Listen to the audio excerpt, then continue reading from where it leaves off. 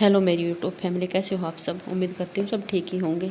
सभी को मेरी हाथ जोड़कर नमस्ते। तो आज हम सुनाने वाले हैं आपको मोहिनी एकादशी व्रत कथा। तो चलो शुरू करते हैं। जय श्रीमन नारायण। सरस्वती नदी के किनारे भद्रावती नगरी में एक धनपाल नाम का धन धान्य से पुण्यवान वैश्य रहता था। वह अत्यंत धर्मात्मा था और विष्णु का भक्त था। उसने नगर में अनेकों भोजनालय, प्याऊ, कुएं, तालाब, धर्मशालाएं आदि बनवाई थी। उसने सड़कों के किनारे अनेक वृक्ष लगवाए थे। उस वैश्य के 5 पुत्र थे। उसका सबसे बड़ा पुत्र अत्यंत पापी था। वह दूसरों की स्त्रियों के साथ भोग विलास करता था। वह महान नीच व्यक्ति था और देवताओं, पितृगण आदि को नहीं मानता था। वह अपने पिता के धन को बुरे व्यसनों में खर्च किया करता था। इस पर उसके पिता, भाइयों तथा कुटुंबियों ने उसे घर से बाहर निकाल दिया और उसकी निंदा करने लगे। घर से निकाल देने के बाद धन नष्ट हो जाने पर वेश्याओं ने तथा गुंडों ने भी उसका साथ छोड़ दिया। अब वह भूख और प्यास से दुखी रहने लगा। अब उसने चोरी करने का विचार किया और रात्रि में चोरी करने लगा। एक दिन वह चोरी करते हुए पकड़ा गया और राजा ने उसे कारागार में बंद कर दिया। कारागार में राजा ने उसको बहुत दुख दिए और उससे नगर छोड़ने को कहा। अंत में वह दुखी होकर नगरी को छोड़ गया और जंगल में रहने लगा। वह बहेलिया बन गया और धनुष बाण से पशु पक्षियों को मार मार कर लाने लगा।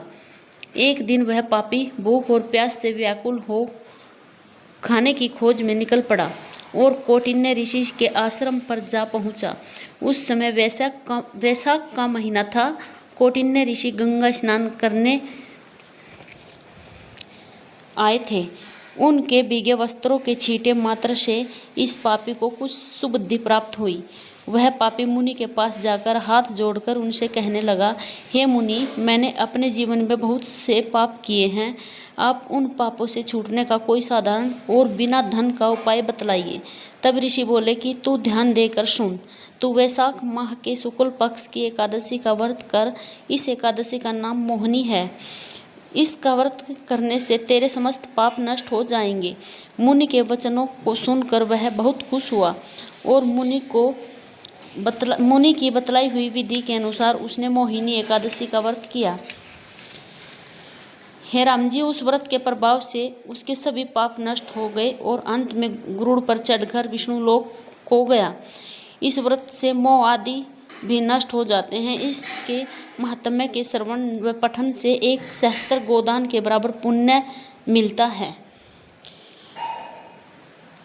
कथासार। मनुष्य को सदैव संतों का संग करना चाहिए।